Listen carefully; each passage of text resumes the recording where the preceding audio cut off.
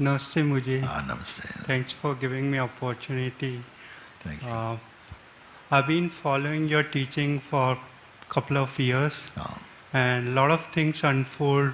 I don't remember the person I was few years back, but still that person identity is there, and there are a lot of time fears come, different tendencies come and goes, but it been noticed.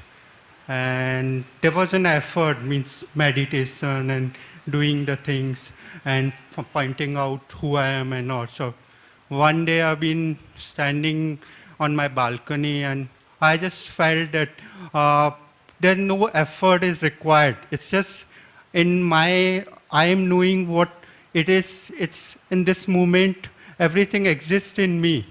It's nothing outside me, in the sense there is some energy which if it flips out, there's nothing. I as a person, that energy, whatever you call it, life or something, that's energy is me. So I don't have to investigate, I just have to identify myself with that energy. But then the thought came that, okay, even that energy is just a consciousness. It's not awareness, because in a deep sleep, that consciousness is not there.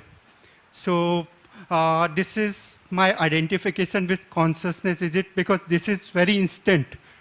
When I inquire, if I go in an office or workplace or somewhere outside I am, then I slip out of my understanding and I have to come back, meditate or read book and watching the videos and focus on that. But if I focus that I'm just in that energy on which everything is happening, nothing as a consciousness. So I can, it's flick of second, I can identify with that. Okay, this is I am, that identification, and that's done. So is it all right, or I'm slipping out as a concept which my mind is creating? It is okay. I mean, it is good. It is good for a while, because as yet the sense I am, this is the most significant thing I will point, the sense I am. This is natural for everybody. The sense I is here. That sense is consciousness. But because of conditioning and also the early introduction of the body as the base for what you are, the consciousness believes that it is the body. It needs the body for experiencing, but then it believes that it itself is the body. And once it believes this, that's the earliest concepts, then other conditioning can start to come in. And so gradually it grows a whole environment of certain kind of concepts that it embraces as its own unique being and lives in that mode. I am this person, that's just how I am. But if we can look over a period of time and take at different stages, some kind of interview about who you are, you'll find that over a period of time, when you look back on those interviews, each period of time, you're saying something different about who you are.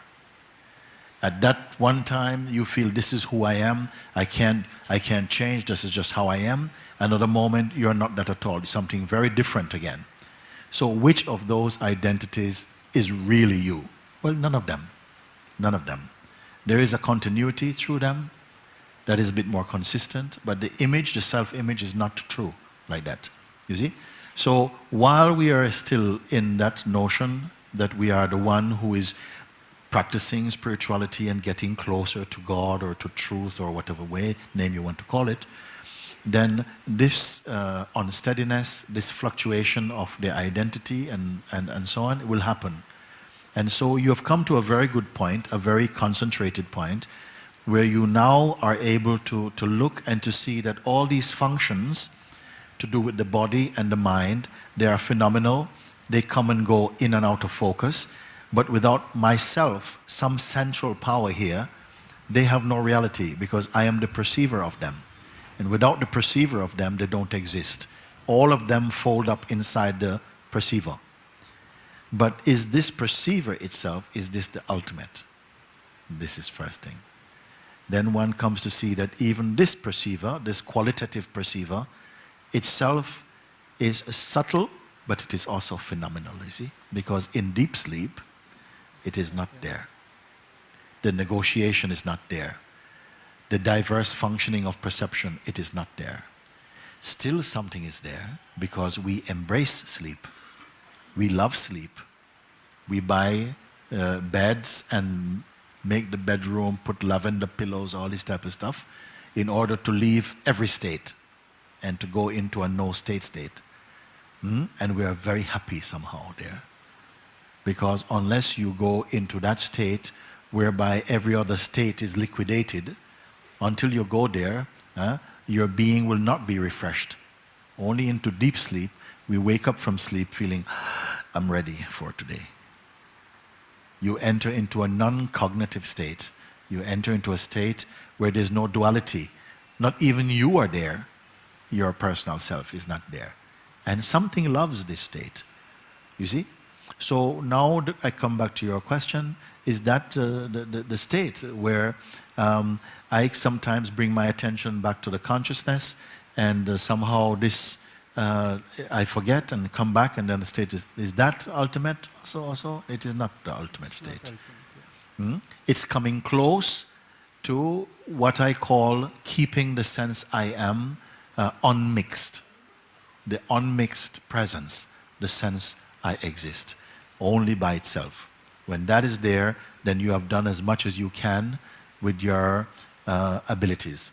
You have come to the unmixed state, the godly principle, the God state, I amness state, you see? But it's also a state because in the deep sleep it is not there also, you see?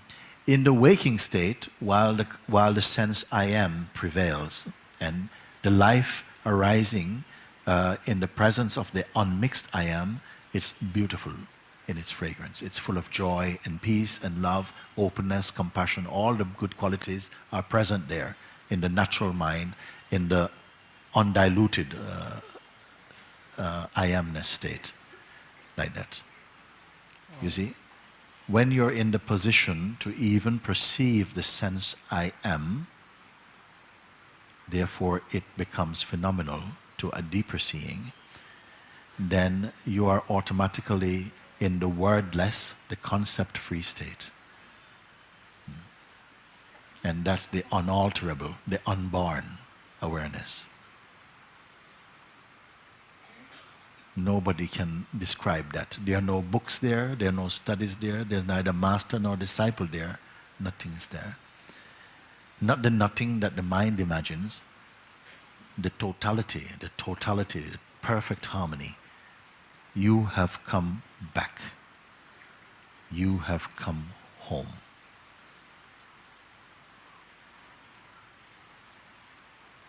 You can still, of course, you may still have a body.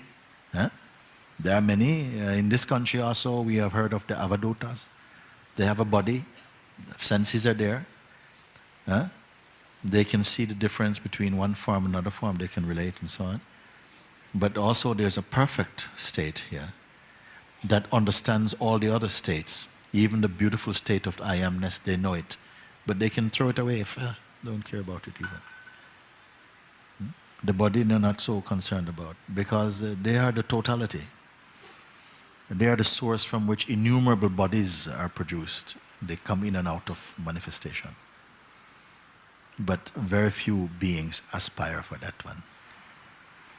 At best, we want to come to the unmixed presence. All spirituality, in its genuine search, is to come to that state of the unmixed presence, the sense I am. Because from here, natural happiness, natural peace, fearlessness, joy, love, loving kindness, compassion, wisdom, all this is there. Which we may call the perfume of that pure being is there. Then from here, few slip back into the absolute, very few. Spirituality is primarily the shift of perspective from the person to the presence, the impersonal presence. Here the life is incomparable, you see. You are not the manager of life. You're not a controller. Everything is unfolding spontaneously. You're not searching for happiness. You're not attracted to knowledge. Everything is spontaneous.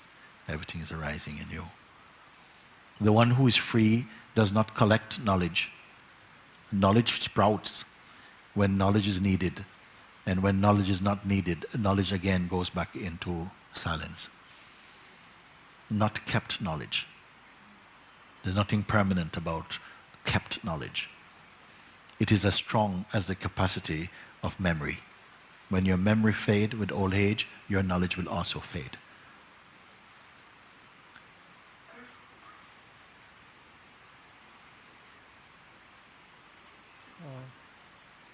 Mujhe on the same time, even in this stage, all my tendency, I can notice all my tendency, my mind comes and go, thoughts When comes you and say go. my tendencies, when you say I can notice my tendencies, don't accept that so quickly.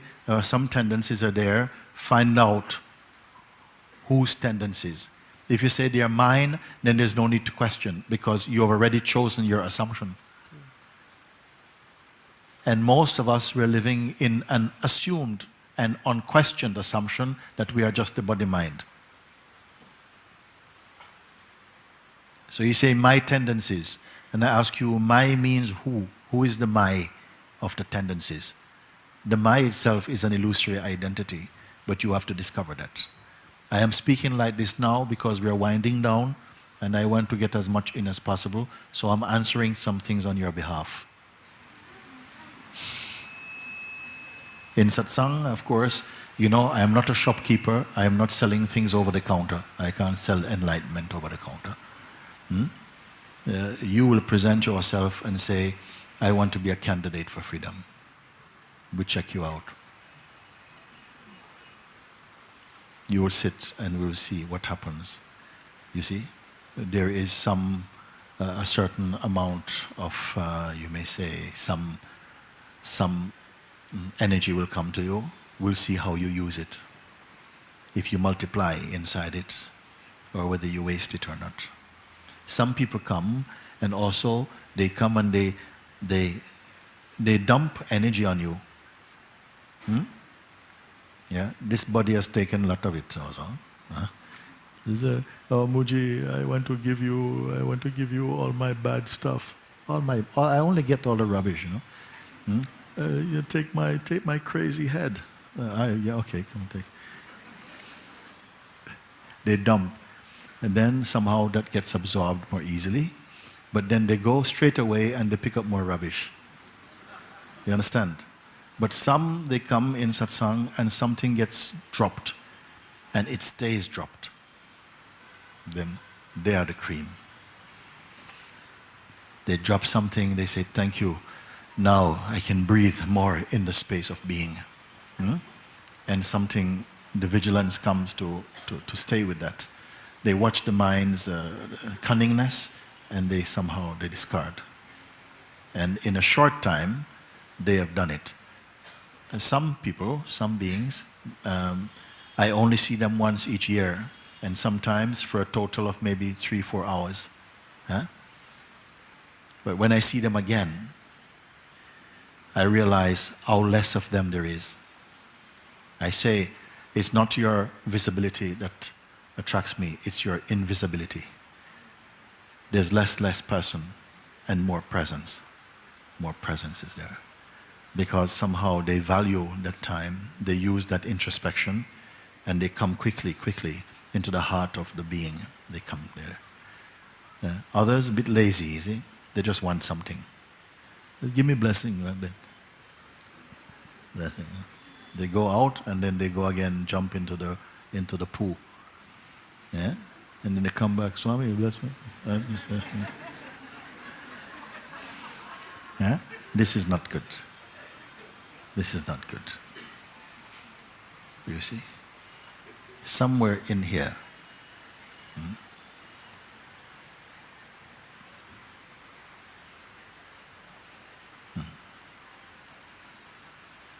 The Buddha is being given birth to.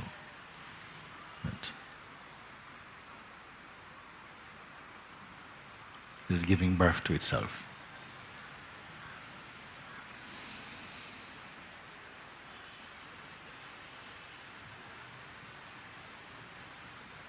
Otherwise, it doesn't happen.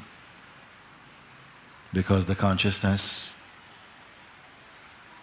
does not waste its expressions. If words or actions or grace arise smoothly, it's because it's already prepared its vessel for receiving itself. This much I am convinced of. Here somewhere, there must be at least one, who will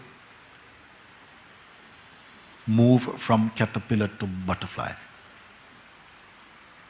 There must be at least one.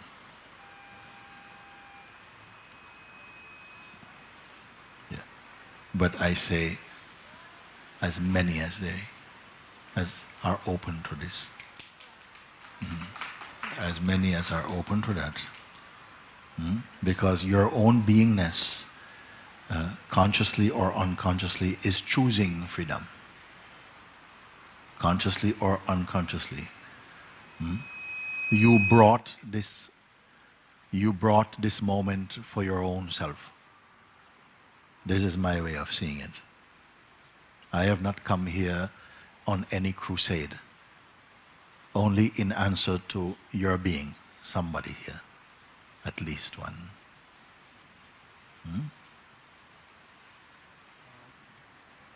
Okay. So if I understand correctly, whenever my tendency come, I have to just bring back my attention to. You may do that. Sorry. You may do that. But still, the tendencies are continuing for a year. This is what I'm saying. Please hear now, because now we are closing down. Sure. This is important thing for me. You say, my tendencies keep arising. My tendencies, some people call vasanas. Don't identify so strongly with them. We were playing before, I said, don't let your asanas become your vasanas. We said like that. Okay? Don't identify with them, but rather question, for whom are they? You see? Otherwise, if you say, my tendencies, then there's no need. You have already closed the door. You have already claimed them. They're my tendencies. You see? It's subtle, but it makes a huge difference, you see? I say it is an assumption, and an unquestioned assumption, unquestioned for too long. So I ask, whose tendencies are they? Identify the one for whom these tendencies are strong. Then you must throw your attention in and see, as it scans, to find, can the one who says, my tendencies, is it tangible? Is it recognizable? And it is this in-turn of the attention, the in-turning attention, just by turning in to search for that seed, already it's burning the forest of delusion, I tell you. You will not find this one. You will not find this one. And in the absence of the finding of this one is your recognition of your timeless self. Something else will sprout there. The sense of I, but it's not the old I. And now this is the I that is without form. It is the pure being, the supreme one.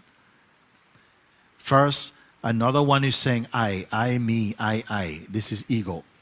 Then comes the second stage of I, the I am, which is the beingness, the sense of presence.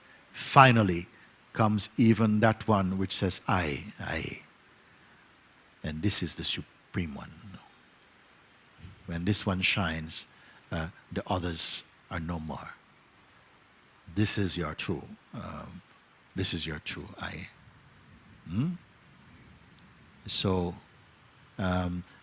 thank you. Okay. I got the answer. Thank you very much. We have one question more. She stood up to ask, and let me see what you will do. It's not a